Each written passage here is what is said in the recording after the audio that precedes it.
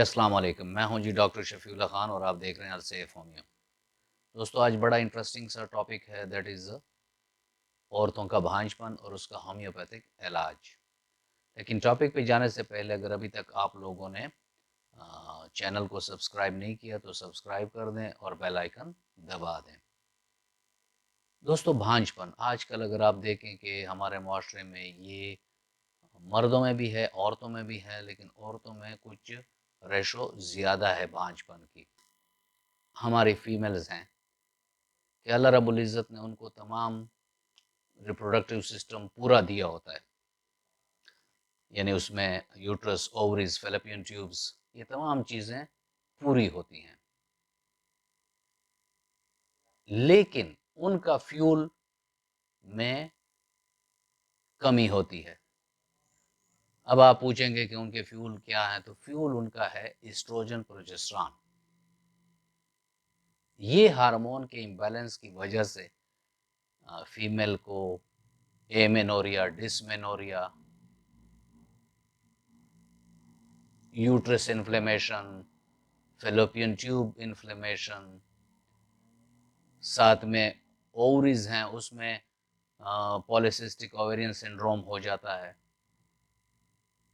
Menses कभी बहुत खुलकर ज़्यादा आ रही हैं, देर तक आ रही हैं, कभी बहुत कम हो गई, महीने महीने वो आते ही नहीं हैं, लिकोरिया हो जाता है। यूट्रस का जो वर्म है वो इस हद तक बढ़ जाता है कि उससे एबनॉर्मल ब्लीडिंग स्टार्ट हो जाती है। यानी मेंसेस के डेट्स नहीं है, लेकिन वो रहम की कमज़ोरी, रहम के ज़ख्म की वजह से वो एबनॉर्मल सी ब्लीडिंग शुरू हो जाती है, यूट्रस फेब्रॉइड्स हो जाती हैं। और जब भी मेंसेस आते हैं उनके सर में ऐसा दर्द शुरू हो जाता है, कभी एक तरफ कभी दूसरी तरफ, जब तक मेंसेस खुल कर ना आ जाए।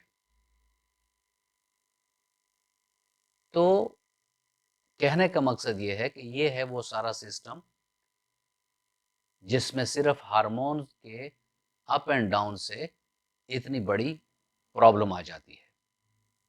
और डेफिनेटली फिर जब ये प्रॉब्लम आ जाती है तो फिर ना अंडा सेहतमंद बनता है। अगर फेलोपियन ट्यूब में वर्म है तो उधर उनकी बंदिश हो जाती है, जिसे फेलोपियन ट्यूब ब्लॉकेज कहते हैं। रहम में हो गया है जख्म, तो वो उसको कैरी नहीं कर सकता। अगर किसी तरीके से हमल ठहर भी जाए तो वो मिसकैरेज पर चली जाएगी, क्योंकि रहम जख्मी है, वो उसे कैरी नहीं कर सकेगी। तो इन तमाम मसले मसाइल का होम्योपैथिक के पास एक बहुत फीमेल फ्रेंडली रेमेडी है और उसका नाम है अशोका। जी हाँ दोस्तों, अशोका को जो लुग़वी मानी हमारे बुक्स में लिखे वो ये है कि हर बीमारी को शिफा देने वाली या ठीक कर देने वाली। और मतलब जो हमारे इंडो पाक के वो हैं, हमारे हमसाय मुल्क हैं, उनके अक्सर इस तरह किताबों में भी यहाँ तक लिखा हुआ है कि जिस घर में आशूका का दरख्त हो तो उस घर में कोई बांझ औरत ही नहीं होगी। यानी इतना इस दरख्त में, इस उसमें अल्लाह रब्बुल इज़्ज़त ने शिफा रखी हुई है कि आशूका फीमेल की ए टू जेड तमाम मसले मसाइल का हल है। और इसको हमने अपने क्लिनिकल प्रैक्टिस में भी देखा है। तो अभी ये चलते हैं और मैं आपको बताता हूँ कि मैं अपने क्लिनिक में ऐसे मरीजों का जो इन तकालीफ से, ये ज़रूरी नहीं है कि ये सारी तकलीफ़ें एक ही औरत में, किसी में एक दो अलामात होंगी, किसी में दूसरी अलामात होंगी, लेकिन होगी इसी रिप्रोडक्टिव सिस्टम में। और बच्चा भी इसी वजह से फिर पैदा नहीं होता। मैं क्या करता हूँ, मैं अपने पेशेंट की पहली हिस्ट्री लेता हूँ केस टेकिंग में, ताकि उसका मियाज़म डिस्क्लोज हो सके, यानी वो पता चल सके कि ये सूरा की पेशेंट हैं, साइकोसिस की हैं, सिफिलिस की हैं। जब ये डिसाइड हो जाता है तो उसकी दवाई हम पहले दे देते हैं और 1 हफ्ते तक पेशेंट को दूसरी दवाई नहीं देते। 1 हफ्ते के बाद आशूका मदर टिंचर 20 ड्रॉप्स 3 टाइम, हर खाने से पहले आधे कप नीम गर्म पानी में हम उसको देते हैं।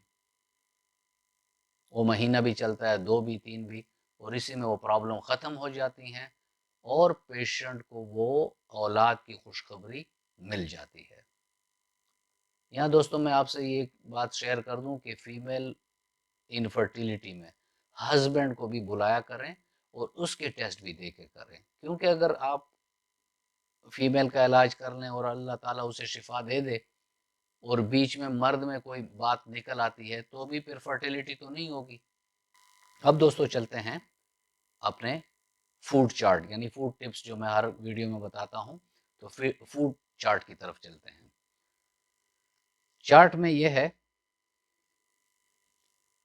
ग्रीन लीफी वेजिटेबल, ऐसे पेशेंट यानी 13 फूड्स हैं जो ऐसे लोग खाएं जिनका प्रेग्नेंट या औलाद की ख्वाहिश हो, प्रेग्नेंट होने की या औलाद की ख्वाहिश हो। फुल फेट डेयरी ले सकते हैं, लेंटल चिकपी हैं, बीन्स हैं, यम्स हैं, salmon fish, eggs, berries, lean meat, whole grain, avocados हैं, सीड्स हैं, वाटर है।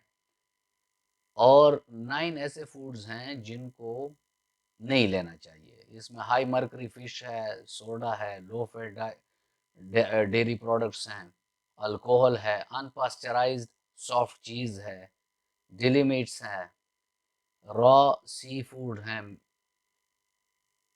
ये जो बॉटल ड्रिंक्स, इनका मतलब वो है जिसे मैं अक्सर वीडियो में कहता हूँ सिंथेटिक जूसेस जो हो गई हैं, जो बाज़ार में तैयार केमिकल के आमेजिश वाली जूसें हैं, ये वो बात कर रहे हैं। और सोयाबीन। तो ये थी आज की वीडियो और मैं उम्मीद करता हूँ कि आपको अच्छी लगी होगी। अगर अच्छी लगी है तो वीडियो को लाइक कर दें और कमेंट में अपने राय से हमें बाखबर कर दें कि आप लोगों की इस वीडियो या इन मालूमात या कहीं आपको एम्बिग्विटी है या कहीं आप नहीं समझे, तो फिर आप उसमें अपने क्वायरीज के बारे में भी उसमें पूछ सकते हैं। और आखिरी बात यह है कि जितनी भी बातें मैंने की हैं, चाहे वो सिस्टम हो, चाहे वो दवाई हो, चाहे वो फूड हो, चाहे कोई मैंने बात की हो और वो आपको किसी और बुक्स में नज़र नहीं आई हो, तो इन मेरी ये तमाम वीडियो की जो लिंक्स हैं वो डिस्क्रिप्शन में पड़े हैं, तो वहाँ से आप इन डिटेल उनको पढ़ सकते हैं और आपको पता चल सकता है कि डॉक्टर ने जो जो बात की है उसके लिंक्स इधर डिस्क्रिप्शन में हैं और वो इन डिटेल आप पढ़ लें। तो फ्रेंड्स, ये थी आज की वीडियो। चलता हूँ, मिलते हैं किसी ऐसे ही अच्छे वीडियो में। तब तक के लिए इजाज़त। अल्लाह हाफिज़।